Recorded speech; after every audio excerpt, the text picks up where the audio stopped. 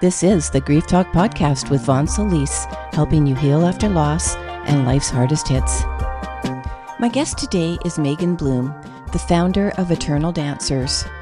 As a lifelong dancer with over 30 years experience in numerous dance genres and a teacher of children and adults for over a decade, Megan uses the magic of dance to foster powerful self-expression and presence in others through free-flowing movement and self-expression. As a dance instructor, Megan offers many resources to inspire people of all backgrounds to embrace personal growth and holistic well-being through creative movement and at their own comfort level. She uses breathwork, visualization, and music for transformational experiences to anyone who loves to dance or simply wants to move more. So welcome, everybody. Welcome, Megan, to this episode. Pop in, say hi to my audience, and then we're going to get into it, talk all about dance and movement and everything associated with what you do.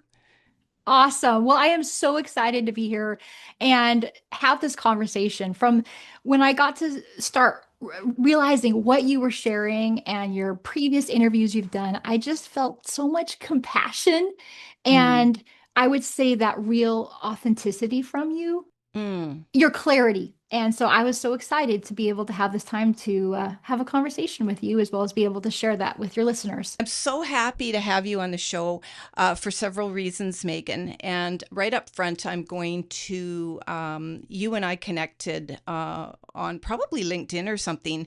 And right away, we connected over your dance. And I am not a dancer, folks. And one of the things I found so special about you when we first met, and then since then, I've gone to your YouTube and I love your 1 minute. Oh my God, which I want to get you to talk about. So you're such a fun, loving spirit. And I just got fun when I was watching you.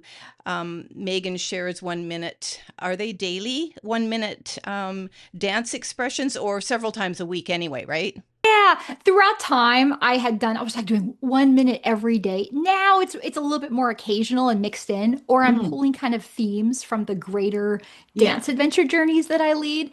But I have a huge collection that I've Yeah. established now over time. And they're a Right. lot of fun. Yeah. And so I was watching them the other day and I was just smiling. I clicked on about 8 of them and you dance all genres pretty much. And you just go into this and you have your music and you're just like, this is what we're doing. And so I'm going to talk to you a little bit about that because it put a smile on my face. And I'm like, crap, you're a good dancer. I mean, you really are a good dancer. And so you're going to be looking at life from a completely different, way than someone who is not a dancer does. But I think what's really interesting is how, and we're going to get into it right now, that you feel that dance is a tool for self-discovery and whether or not, and I know you're a teacher of children to adult, and so I'm assuming you could work with someone who's just curious about dance, is not a dancer, but just wants movement in their life. And so that's one thing that really drew me to you. The other thing is I did download your 15-minute one just to get moving, which you could do on a chair or standing. And you're really very thorough when you bring someone who isn't used to movement. And I remember telling you, emailing you when we met that, I've been in bereavement 20 years after losing my daughter to suicide. And it has just done a number on me. And where I like to dance, but let's be clear, I didn't come into the incarnation to be a dancer, but it really made me stiff. And 20 years later, I'm still pretty stiff. And it's very hard to get the body moving when it becomes so rigid in pain and grief and trauma and all this. And I'm speaking probably on behalf of millions of people who get stuck where they just can't really move, because that movement and that freedom of expression is happiness and joy. And that's what I get from you. No matter what's happened in your personal life, and I'm sure you go through stuff too, you're still able, you're born, you came here to do this and share. and I'm almost a little bit, I don't want to say envious of it by any means, but I'm really respectful and actually kind of in awe of it for anybody that can do that and create fun in their life. I would wager, on a near daily basis, except maybe for those days you really need a break from being fun, if that's just your personality. So I want to get into that with that in mind and speaking to my audience, some who may be in bereavement, others who are struggling with other things, others that just want inspiration. I have a wide range of audience, viewers and listeners coming from across the generations. And so dance is for everybody. And so I want you to take it away with speaking a little bit more about dance as a tool for self discovery and, and basically what you think about that. And then we're going to move into how we can incorporate that into our daily life. Yeah, well, that was an amazing opener. I feel so honored, I guess, that you feel that pure joy, because I would say that's what dance has always been for me. It's been just going back. I've danced my whole life. It was said I was like dancing before I could walk, and I definitely feel like dance was a part of my almost like purpose in coming into Mm-hmm. this life Mm-hmm. to have that be a vehicle of expression for myself. Mm-hmm. And so for me, it's certainly been like my personal, I would say like sacred gift that I'm able to give myself to find that balance. And I'm probably the reason why I am quite a happy person, I think, is because I get to move and I dance. And that's certainly just from the physical release perspective, the somatic perspective is what kind of helps me, I think, be able to process my life and process all Yeah. those things. I definitely haven't had an easy life, but yeah, I do consider myself to be a pretty happy person. And I think dance is intricately interwoven in that. But yeah, I was dancing my whole life, grew up dancing, and then have been a dance instructor of children and adults, like you said. And in that, I taught a lot of ballroom dance, like ballroom, Latin, and swing dance, and had the opportunity to work with a whole range of adults in all different ages Mm-hmm. and people who have never danced before. And it's amazing how even though we come into these beautiful vessels of our bodies that can do everything and keep us safe and allow us to be creative, we start to get out of touch with them if we're not actively kind of being intentional with our movement or realizing that our bodies can be a form of expression. And so right away with a lot of my ballroom dance teaching, I realized like, okay, I'm working with people here who have got lost touch with their bodies. And how do we help those connections go back? So how do you help people get out of their head and Mm-hmm. almost back into their bodies? Because it takes a lot to figure out how to rotate your body, have your left foot go Yeah. here, raise your arm at the same time. There's a lot of connections required. And I feel like that was a huge preparation for what I'm doing now, in really helping more in the embodied movement, conscious dance realm, is that my ballroom dance teaching set me up well because I got to work with so many people who were brand new to dance. Mm-hmm. And also, I feel like a big part is like dance is something that humans we've done forever. Like through all of Mm-hmm. time, it's been our form of ceremony and celebration and what we do to come together. But in more recent history, it's become something that, okay, those are dancers. I'm not a dancer. That kind of like separation of, oh, I don't know how to dance, or I have two left feet. And what my passion, I feel like, is my purpose now is helping give movement back to people and helping people, like, I guess, have like a permission slip to be like, I can move, I can dance, even though I'm not a dancer. I don't know how to move. I generally feel pretty stiff. I might have these different ailments or such that even prevent me from doing certain things. That doesn't have to stop you from that. And so I founded Eternal Dancers really from the concept of having it be a very self-empowering, self really to give people that ability to say, there's that part of me deep inside that needs to move. And by naming it, by calling it Eternal Dancer, because it's innate, it's in me, and I'm going to work on remembering that, I get to honor it by movement. And movement for the sake of movement versus movement for how it looks or how you think it's supposed to look pretty or graceful or with technique. So I feel like I come into this world having dance be who I am. I have the training that gave me the vocabulary and the technique that it just works out well for me. That being said, I feel like my calling and my passion is to essentially be that spirit that encourages people to get moving and dancing, no matter what their past movement abilities were, or even their like dance goals. It's not about that. It's more for like the healing empowerment perspective of it.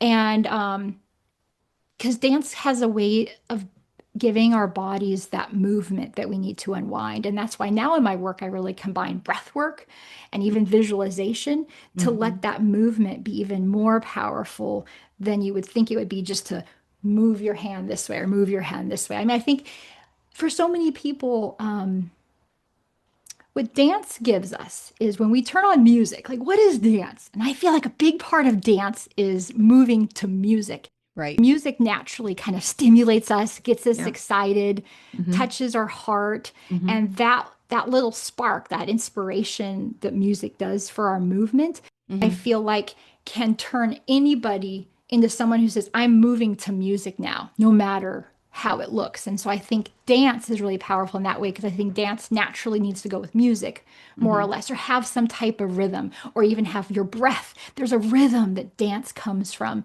and that can really tap into that innate part of us that's really important. So for the like self-empowerment and self-discovery part, I feel like dance transcends borders. It's timeless. It's more about remembering what it is for Mm-hmm. ourselves and letting ourselves remember how to be whole again.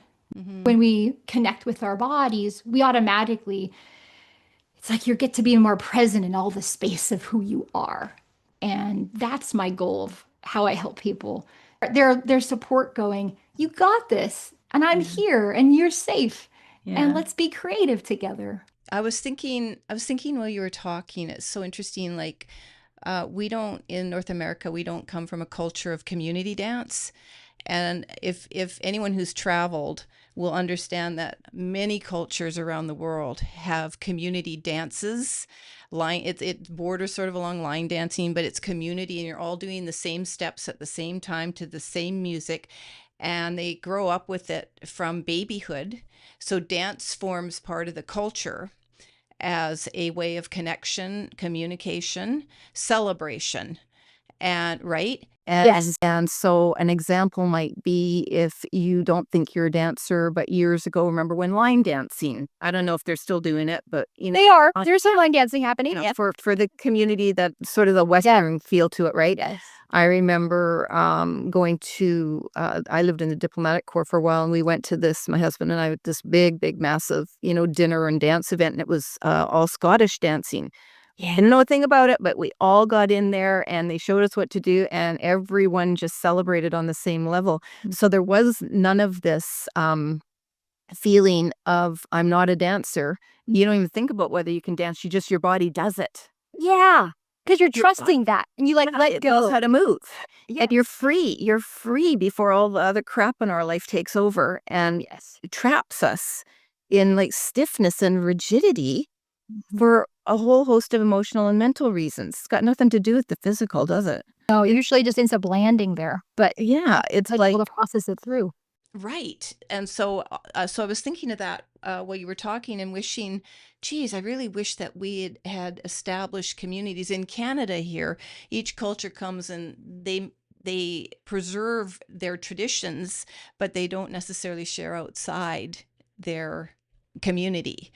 And so it's really interesting. And then for anyone who's gone to all inclusives, or that dreaded moment where they say, come up, I don't go to them anymore, but come up and dance, and it's, if you're in Mexico or whatever, it's all the Latin style, right? And it's like, no, I'll be humiliated. Anyway, you're speaking to someone who um really wants to dance, okay, and can and I've tried a few, not to the point I'm going to take dance lessons, but I've tried a few Zumba, is it? that's more a Latin thing, right? Yeah. But it's just getting the movement, exercise dance. So talk to us about how you can incorporate dance. So we know the importance of it, and the other thing is, Um, how prevalent do you think the notion of dance is silly in North America? Unfortunately, lots. Or that I can't do it, like, separation from it. Like, it's Yeah. for people who, are certain body size, who are athletic, who have had certain training, Yeah. and yeah. So, because I got to work with ballroom dancers, I got to work with that set of people. It was like, "But I want to figure out how I can."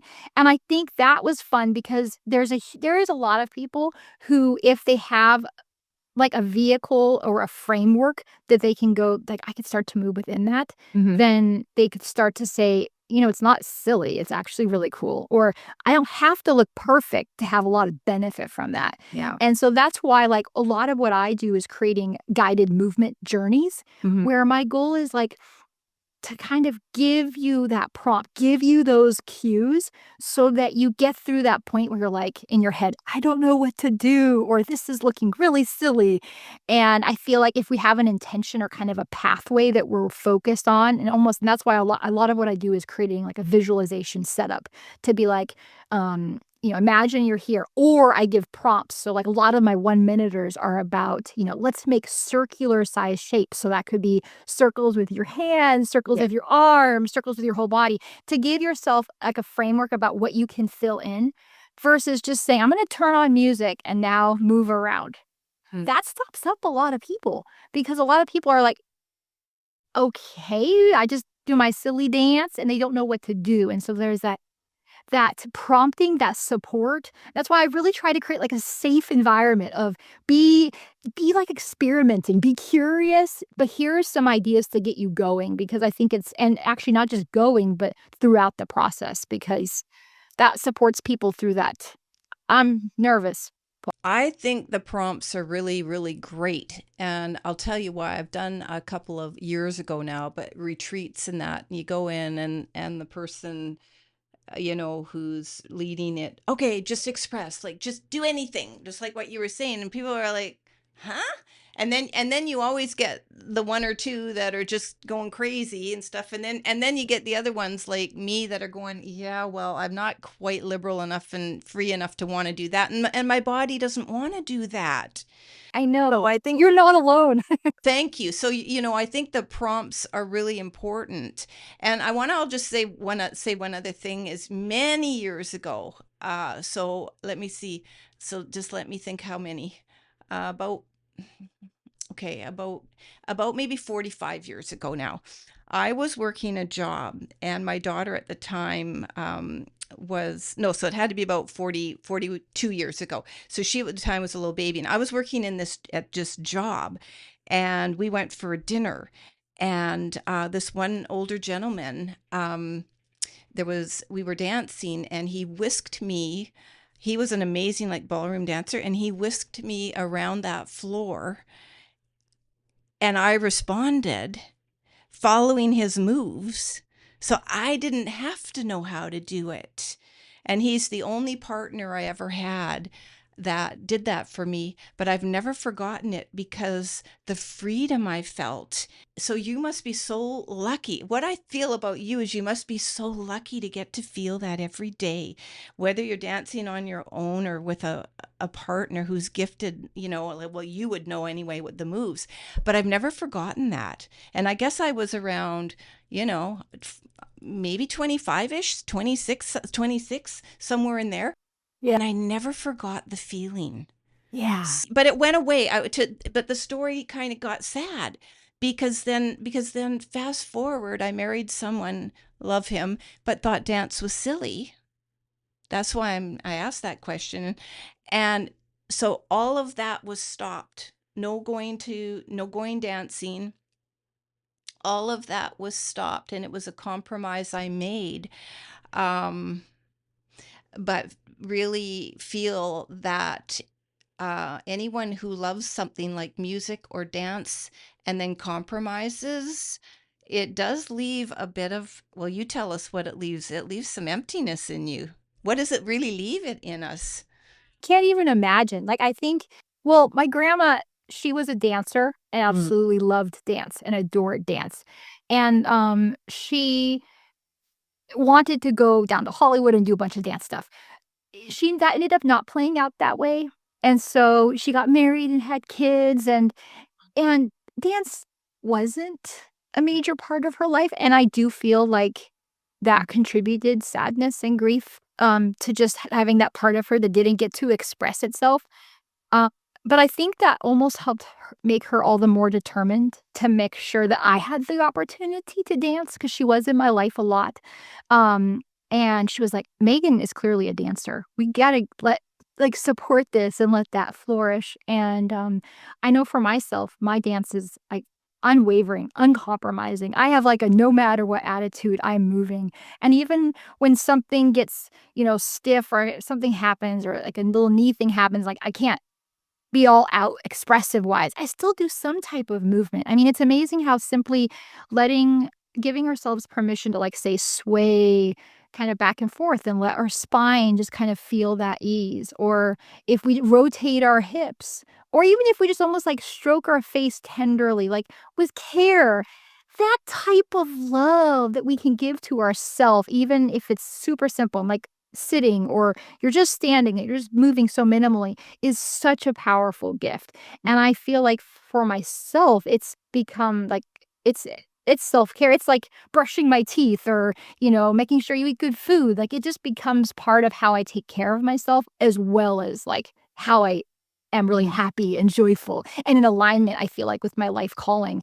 I feel like it's really important that we, follow our passion and thank the universe um by letting our gifts that we get given, giving them back in some way. For me, that's definitely dance. And so Yeah. not only is it like a life passion, but for me, it's a self-care practice that has had to become non-negotiable. And so what I always encourage people to do, like when they're trying to figure out, like, how do I get myself moving, is start small. Like maybe it's just 5 minutes a day that you'll find some music that moves your soul.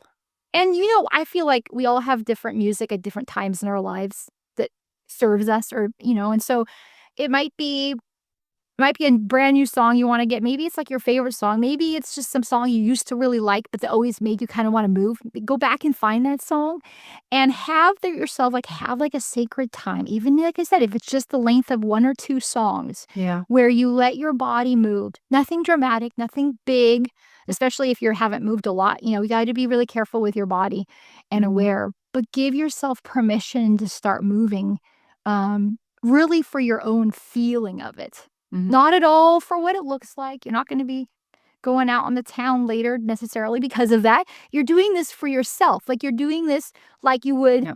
take care of your personal hygiene. You're doing this to take care of your whole body. Yeah.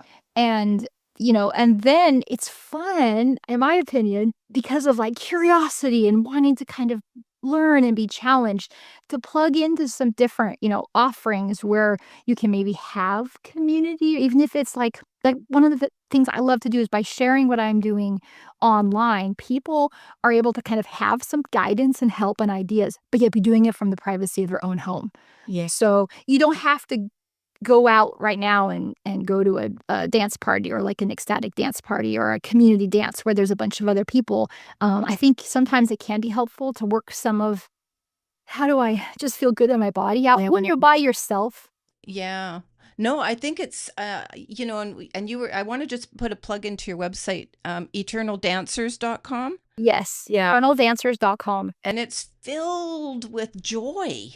Like you have so many pictures and you dancing in all types of Color. costumes and color and dance photos and other things we'll get into, but it's just a joy to scroll through, and that's how I found your minute long things, and they were just a joy to watch. And I'm listening carefully to what you're saying and wondering what I'm willing to do, because it takes nothing to carve out a few minutes, like you said, or a 2 or 3 songs. And for those of us, I used to play piano, so I also was in the music, and I stopped playing piano 20 years ago. But and also I didn't come here to play piano. You know what I mean? My mom was a pianist, so one of 4 children had to become a pianist, if you will, and it ended up sort of me that got to some level of it. But it's also understanding, and I want to just revisit briefly here for those watching who love to dance and want to move. That's how I introduced it. For those who love to dance or just want to move more, Megan is your instructor. It's just to remember we don't have to be perfect. And when you were talking about, just moving your hips and that, it made me think that's why we rock our babies. And our pets. Yes. I don't have a pet, but I regularly see a little pup. And when I pick up that pup, that's the first thing I'm doing is I'm rocking him. And that's the movement. Exactly. Or there's prayer practices where you're rocking as well, back and forth. And there's a lot, like it's how we kind of almost get out of our heads in many ways and just focus on being is by having some type of motion. Yeah. That's why we're always moving. Like, I feel like that's why I call all of us eternal dancers, is that because if we're alive, we're breathing. And in breathing, we've got motion. And our bodies are definitely meant to move. Even if they've gotten really stiff, they're meant to move. And so we get to re-tap into that, Yeah. I guess, possibility and like almost what we were meant. I always say it's about remembering what's innate in us. And innate in us is a great range of motion. Yeah. And we have capacity to be very expressive and release. And really coming from like the somatic perspective with dealing with trauma and all the hard things that happen in our life and dealing with grief is that there's so much that we can't process with our minds. It's too much to deal with. And it does get stuck in different body parts. And it manifests usually as different ailments and stiffnesses and things that become very physically painful and very uncomfortable. But it's amazing how we can move them out through movement. Like, it's so almost so simple as well as so empowering, because I think there's so much of in the whole medical profession that has gotten where, we need help from other people. But there's a lot of things we can do to help ourselves in whatever addition that we're doing and got to deal with our life. And that's where movement comes in, from the ability to actually move through and work through pretty intense stuff with movement and breath, because our breath is controlling our nervous system, which is controlling how we feel, the hormones and the chemicals that we're releasing. And so our breath and our nervous system and our heart are telling our brain almost how to respond. So if we can get our nervous system feeling much better and our heart feeling happier, then we're going to have a new perspective on life, which will empower us, invigorate us, and help us move through life's challenges that pop up, I totally agree. For me, when you're talking, I really see it as a release of energy, that if we don't release it, and this work goes back decades to many healers, where energy that's not released in some form. So dance is one way for sure. Massage, it has to be a physical movement of that energy. Otherwise, it absolutely does turn into disease, illness, and other forms of toxicity that you have to do something with the energy. So why not dance, people? Why not? Yeah, I know. I mean, I think like I heard it explain like tension to be sense or to have like even like a really tight neck or something. That's taking a lot of energy actually from your system.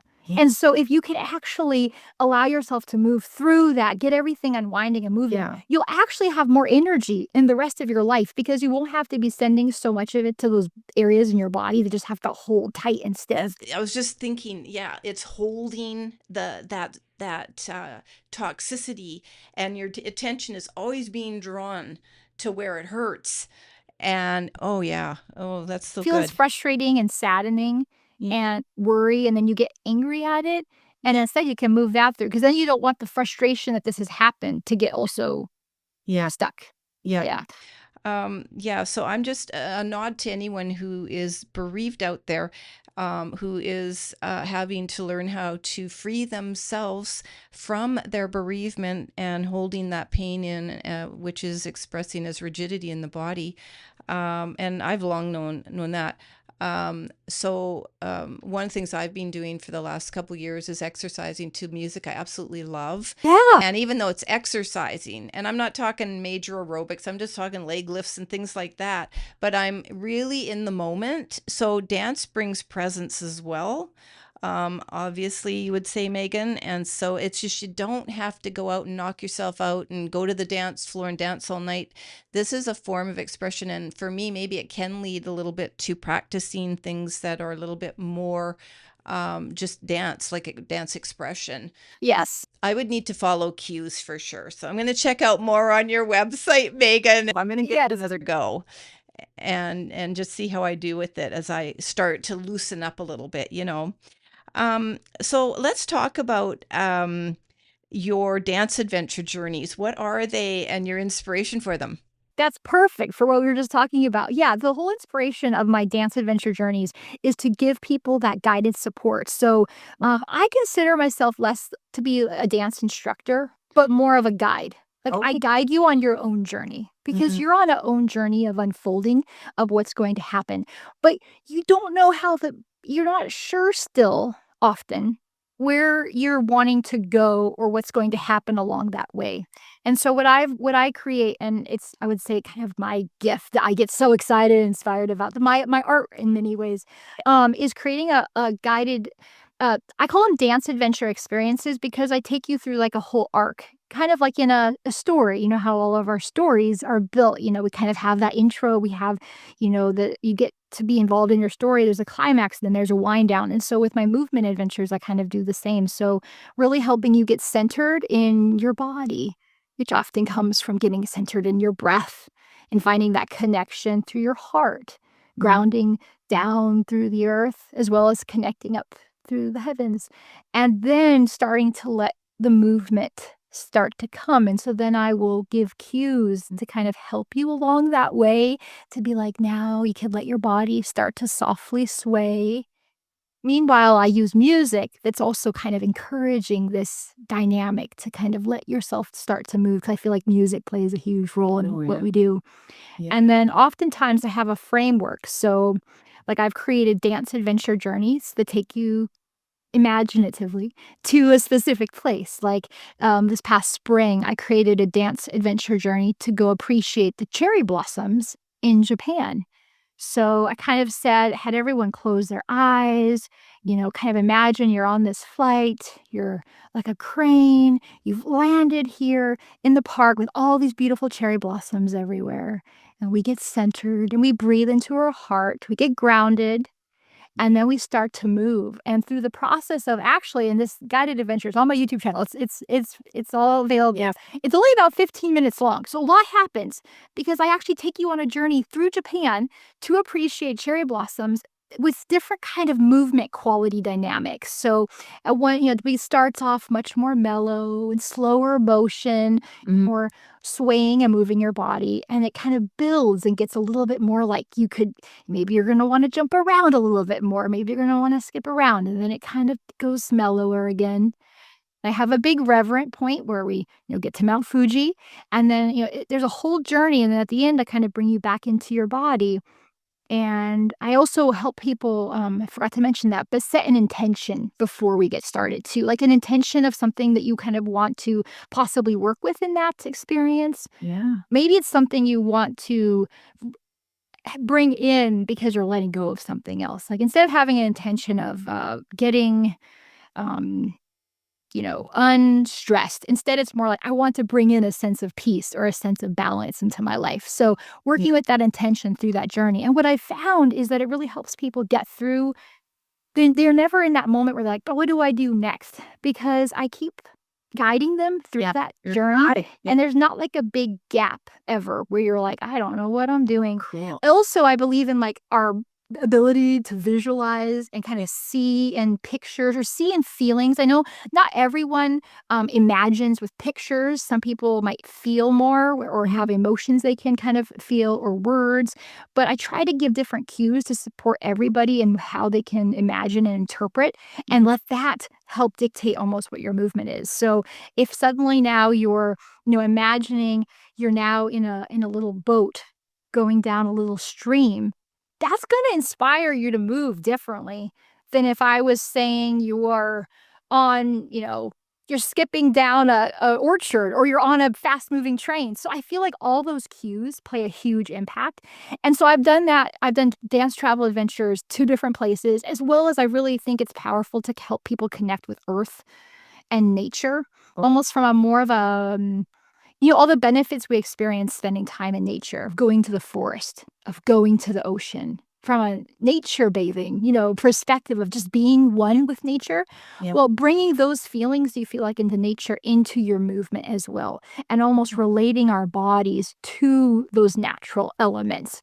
And so then I might create a dance journey adventure that kind of connects us to earth, whether it's like almost starting from the soil and moving and becoming into the tree and then going back into the river and back out into the ocean. And that journey gives your experience, your mind can take a rest because you're like, I'm just going to follow and kind of listen to what she's saying. And your body intuitively knows.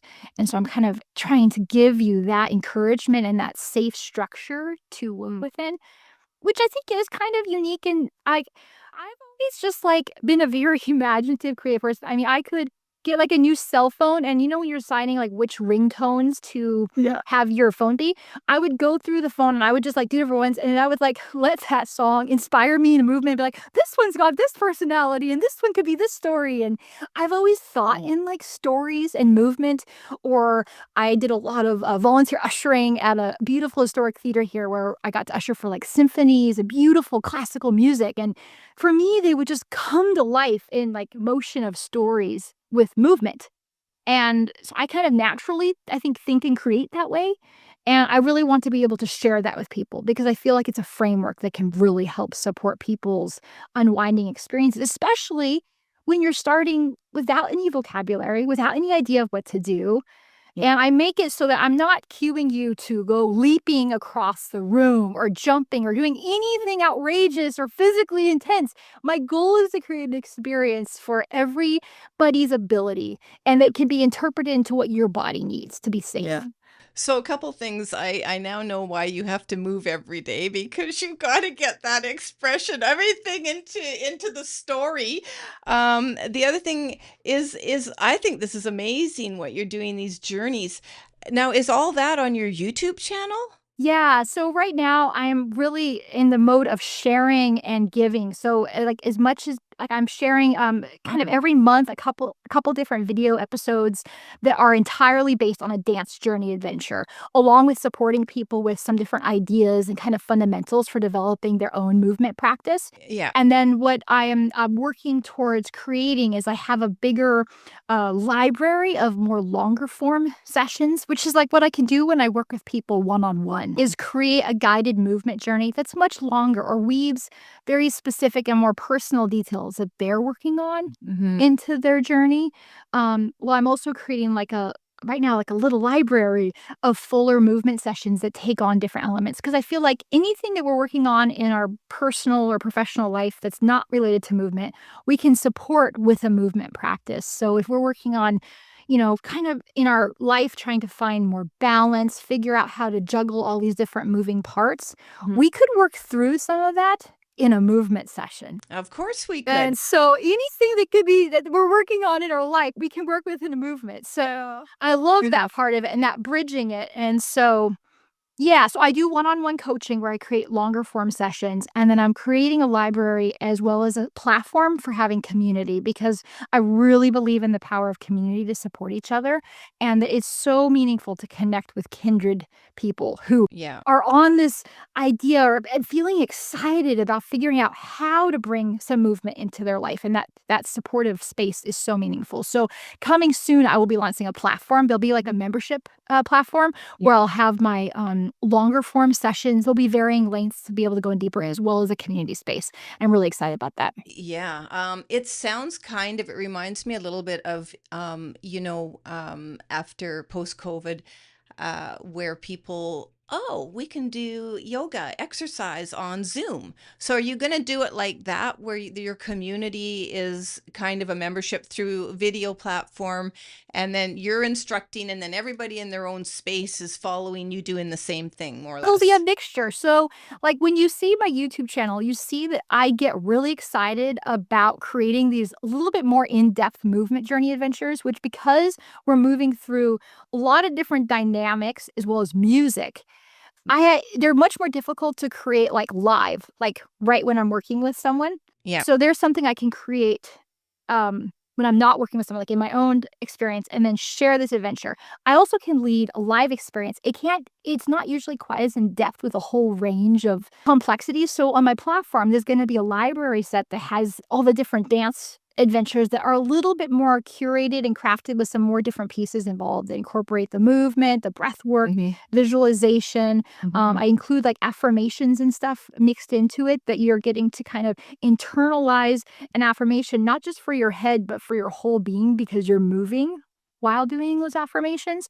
And then I'll also do some live events where together, all at the one specific time, we'll be able to dance and move together. So a mixture of both is what I'm working towards. Well, you know what? I'm not in that world, but it sounds really progressive and unique. And you're probably one of the few offering it. It can feel really lonely to be a pioneer. And you're the one cutting the path in the forest. And this kind of reminds me of it, because my work is very similar, right? I combine metaphysics with grief recovery, and I don't think there's recovery. I shouldn't say that. Just metaphysics and bereavement, and I'm an angel, healer. I worked 10 years in that as an angel channel, and so I thought that's my experience. Yours is the dance, but you're still cutting down the trees. Well, sorry, trees. No, we're not. We're No, just we're not. parting the No, beautiful trees to create a just winding our path path through the. through the forest. Exactly. And so I think it's amazing. And I did take a really quick look at your YouTube. I will admit, I wanted to talk to you, and I'm glad I did. Yeah. No, Yeah, you'll really understand. look for. on on the platform, because there's some stuff there, like, I would absolutely allow myself to try and experience your dance adventure journeys, Yeah. because I love visualization. I mean, I love that. Visual cues too. So like in my dance journey adventures, Yeah. I'm dancing, interpreting my expression of that moment. So you can see me on the screen moving as well. Yeah. But then I also bring in a lot of footage of different things. So if we're in nature, I might on the screen you'll also be seeing, soil, maybe plants growing. I would say I'm a film artist too. So Yeah. maybe trees. I've got the stream or these dance adventures to other places like Japan or Ireland or Stonehenge for the summer solstice. I bring in footage of these places. So When I do my coaching episodes, I have a dedicated coaching stream for largely millennials and a little younger. And I do the same thing. I narrate, but I create a film for them, yes. because there are people that are more impacted by the message when they can see an image. I think it's really powerful. I know, and then sometimes I'm like, you gotta stop it. But there's a reason for it. It's because I can't memorize everything I'm saying, so I have a script, and then but I love creating. That's creation. Yeah. Doesn't it feel so good for your heart and like your whole being just feels fulfilled? I get excited when I know I'm going to be creating something. Yes. But I didn't come to the world to be a painter. My mom was a multi-artist, painter, musician, gardener, cook, and a little bit of writing. And so when you come into the shadow of somebody who's so artistic, I didn't really kind of look at my own artistry, and I would say the major reason I'm in, my artistry channel would be writing. I came here to write, That's essentially. art. Yeah. Of course it's art, but we tend to think art is something you visually create, but it's not. There are many art Just like we tend to forms. think dance is something that's supposed to look a certain way Yeah. when it doesn't have to. Right. It kind of Love the that. same thing happens to it. That's important that you said that. That's important. Anyway, I absolutely love dance. I'm checking out your YouTube channel, gonna subscribe, and I'm gonna actually not force myself, but I'm going to allow myself and invite myself to explore and be curious about the music you pick, the stories you tell, They're very intentional. guidance that you invite others to follow to allow their bodies to express in a way that their body can and really wants to respond to. Do you think our bodies respond to our mental and emotional, but more emotional sort of, I don't want to say commands, but thoughts? And like, so because if we're telling our body, you're saying, I'm just giving this as an example, move like a tree or bring yourself up from the ground. Well, somehow is our body responding to our emotions of what we're feeling when you say that and the music? There's multiple things happen. I definitely think, like, we have an idea probably already in our mind about what that movement might look like. If we were supposed to sway like a tree, we might already have, like, a almost like a preconceived thought of what that looks like, and so Mhm. I think, yes, that comes into it. I always encourage, like, let's open up what that means so that we're not stuck with just think it's kinda like if you were ever asked to draw an apple, like, most people will draw, like, a classic little graphic apple that we kind of see represented, like, in almost a flat art versus actually drawing something that looks more like a real apple. And so I encourage us with our movement too to not think that, moving like a cat always looks like this or moving like a tree always looks like this. But yet where else do we work with than these, like, things around us that are concrete that we visually see or that we have feelings about? And so I feel like they're like little keys to kinda get us started on movement, even though hopefully that's just the bouncing off place, and really what we'll do is we'll start to trust our body to let's see what happens, and that's why everyone's interpretation is going to be different. And that's why I really try to convey when I'm starting any of my adventures is like, "You're gonna see me on the screen doing my version today. Your movement's gonna look completely you're gonna do you, you're gonna be original." And that's yeah, and then going back to, like, what I do, yeah, I definitely feel like I blend, like, a whole bunch of the science of kind of understanding, like, what's actually going on in our bodies with, spiritual dynamic too, about just a very inclusive spiritual dynamic, as well as it just what has felt so good to me as someone who's, like, been a very, very curious, learner as well as a curious experiencer of things and of life, and someone who has I do have a lot of I exercise my imagination, I guess. Yeah, and so if I can encourage others to be curious, I feel like then we open ourselves up to having more different possibilities happen than if we think it's just supposed to be a certain way, then it kinda keeps us, it doesn't open the gate to as Yeah. many possibilities occurring. Yeah, one of the things that I sometimes get frustrated with, but I also stay very intentional and inspirational to others is to have them be curious about themselves, for goodness sake. And so, because the way we respond, when you were talking about the apple and someone drawing an apple and or painting or whatever, and I thought, well, isn't that interesting? And what would you draw, Vaughn? And of course, my first reaction would apple. But then I thought, well, what about if you dissected that and took a minute and thought, and then maybe you would just draw a quarter of a slice of an apple. Right. Or Yeah, something. and Um, you could do the same thing with your movement.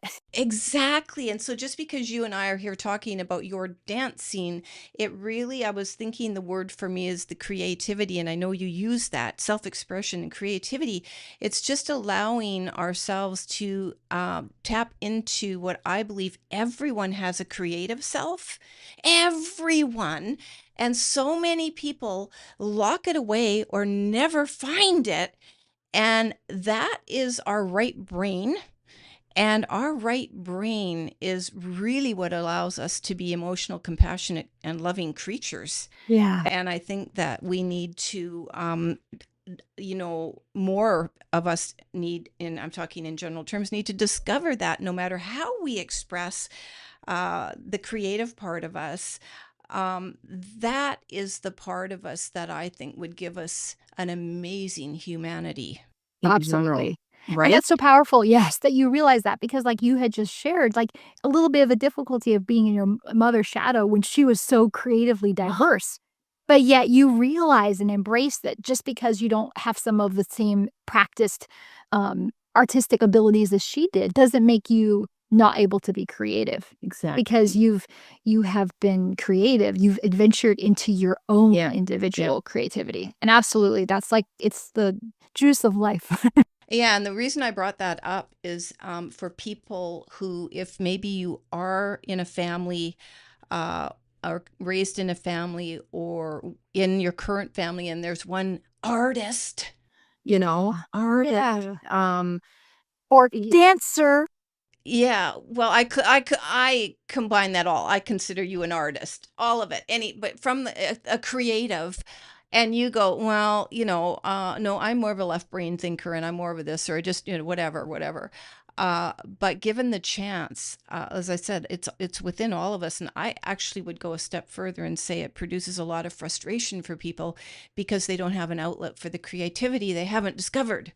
Exactly. That's why I call my platform Eternal Dancers, because it's tapping into that innate part, that part of us that is forever, that's who we are, that eternal nature of who we are. So I personally think you might be a bit ahead of the game. And the fact that you're doing this work, I would almost say pioneering it. Do you think you're pioneering it? Think the blend of like truly blending from more of like a creative movement dance improvisation side to somatic, more therapeutic practices, mixed with some of the liberating, more conscious dance realm.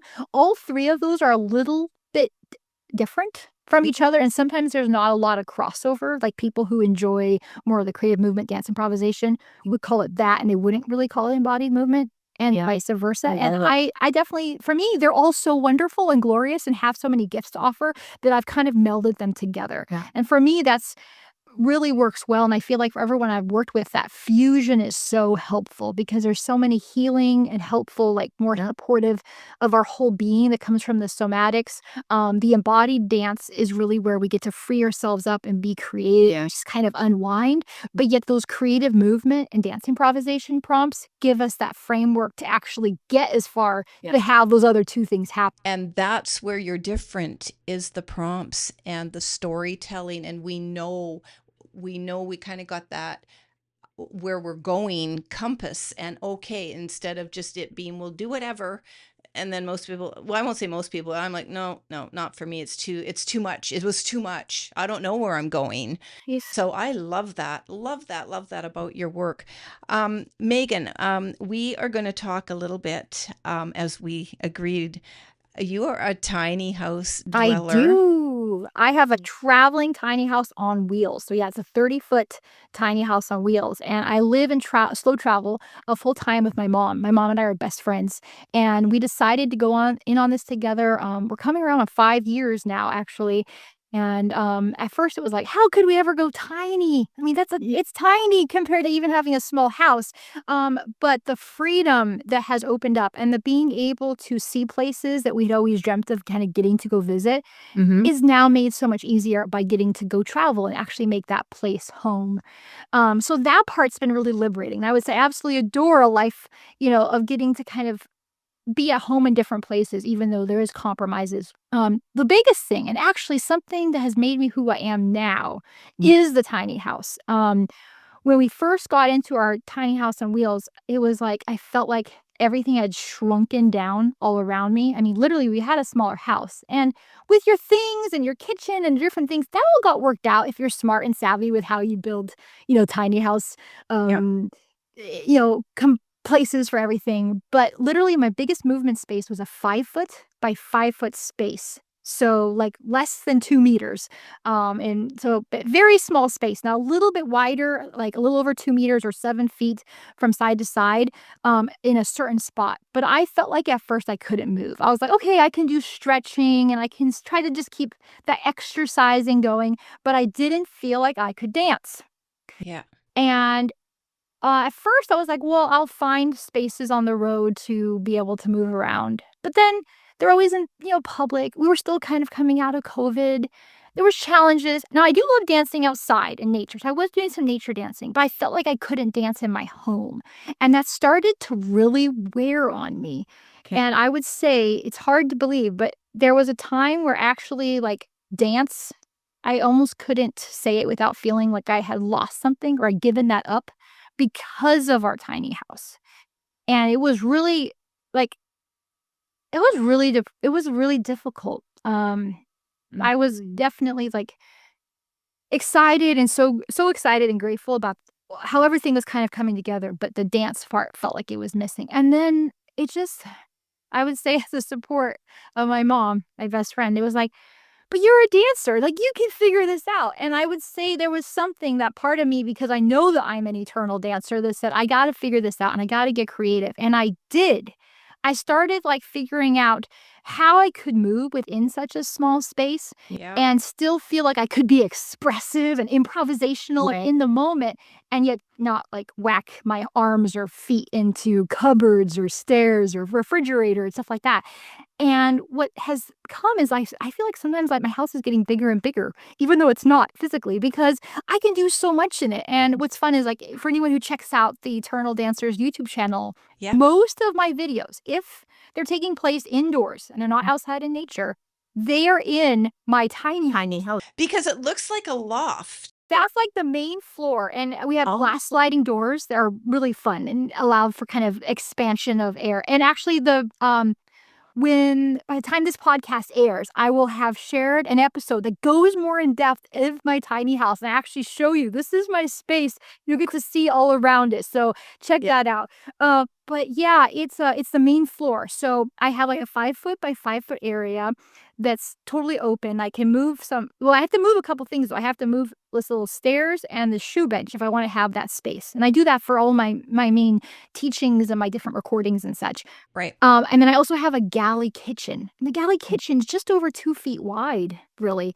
But I have found I could do so much movement in that. And in many ways, I've made parts of the house, like the physical, counters and stuff, almost be like a dance partner in that. Like instead of them feeling like I have to be careful, I'm almost like nervous to get too close to these different things, or I'm frustrated that they're there. Instead, I've been like, I gotta work with you. I gotta work with you, inanimate objects, to be something safe, create you being a safe partner in my environment. Yeah. And that's been so empowering because I feel like that really opened my personal experience up to realizing that how much more even movement can be in my everyday life. Because if I can even dance in this very, very small space, and have it be liberating and incredible, rejuvenating, a spiritual experience, then that means I can dance anywhere.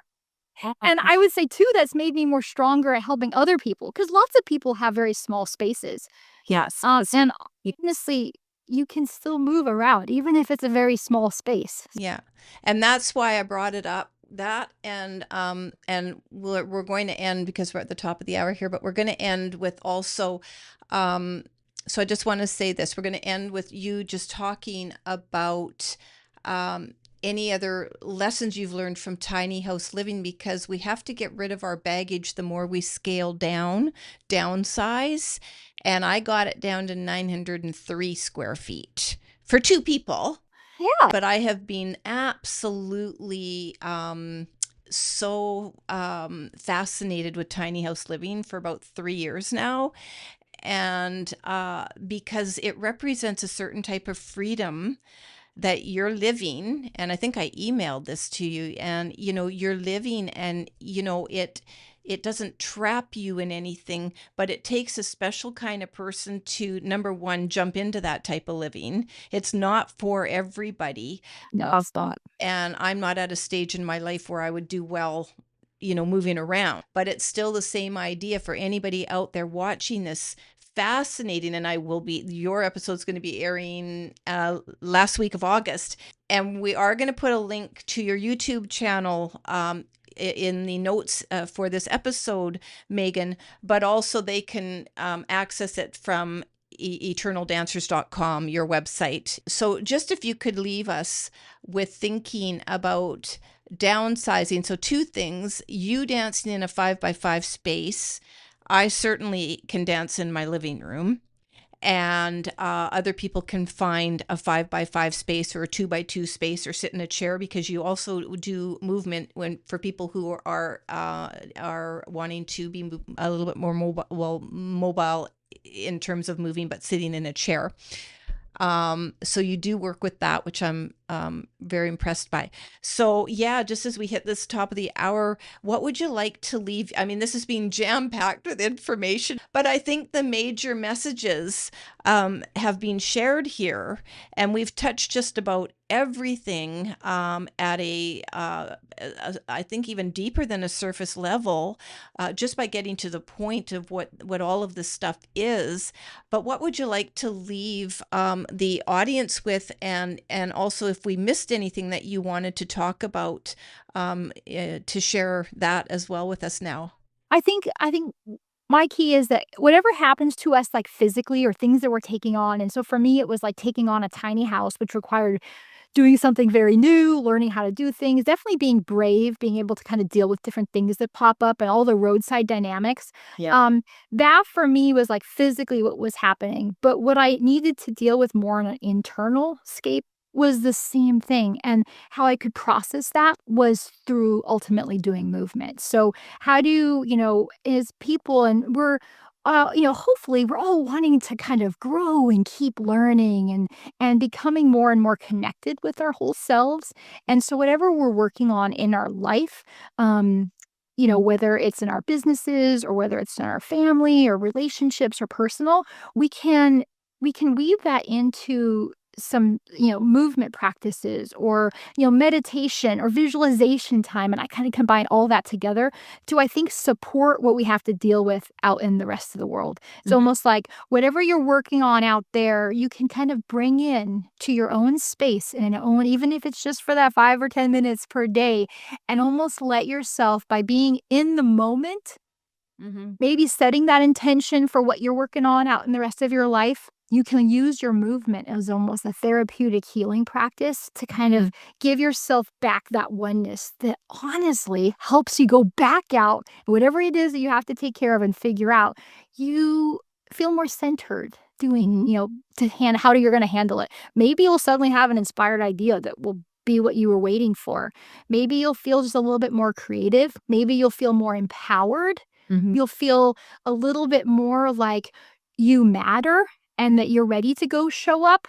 And our movement practices have the power to kind of connect all that we're working towards, in our physical lives, our spiritual lives, or mental lives. It's almost a way for us to kind of wrap that all up, understand it, and show up for ourselves and those we care about. So use movement as a self care and a healing practice, because it is, like, unlimited what Yes. can come from that, which requires being curious. You gotta be curious and open to possibilities, because you never know, and sometimes you might move and, "Okay, that felt good, but I don't feel anything, like, I don't feel transformed." That's okay. Do it again tomorrow, and maybe tomorrow you'll feel transformed. If not, all of it collectively is giving yourself that Yeah. time and that presence. So Yeah. you're worth it to give yourself that time to move, to just unwind, Yeah.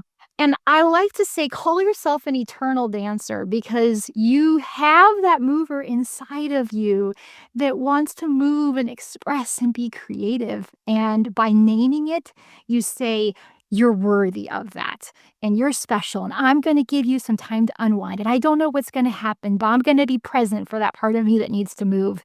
Yeah. And I think that's a gift that we can give ourselves that has, like, super life changing, impact. Yeah. One thing that came to me, the one thing I'm going to take away from this is, well, a lot of things I'm going to take away, but when you were talking, it was like it's giving, the movement is giving people who are going to dare to go on this journey or Yeah. be excited to go on this adventure journey, but giving themselves permission to just simply feel it all. And because I would imagine certain movement, certain music can really bring up some raw pain and trauma and things like that, but as you face it, you release it. Yes. And what better way to release it but as an eternal dancer, folks? Absolutely. So, yes, I love reaching out and, like, connecting with people too. So if you comment or send me a message, I always respond. So Oh, say hello. Yeah, I love yeah. to connect people and help kind of, I just extend that feeling of love and Yeah. safety that we can offer each other. Alrighty. Well, I'm going to subscribe to the YouTube, check it out, and as I said, be an eternal dancer. So thank you so much, Megan. This has been just really inspiring, actually. And Yeah, it just brought a smile to my face, and I'm just very, very happy and honored that you came to be a guest on my podcast. So thank you. Well, thank you so much for having me.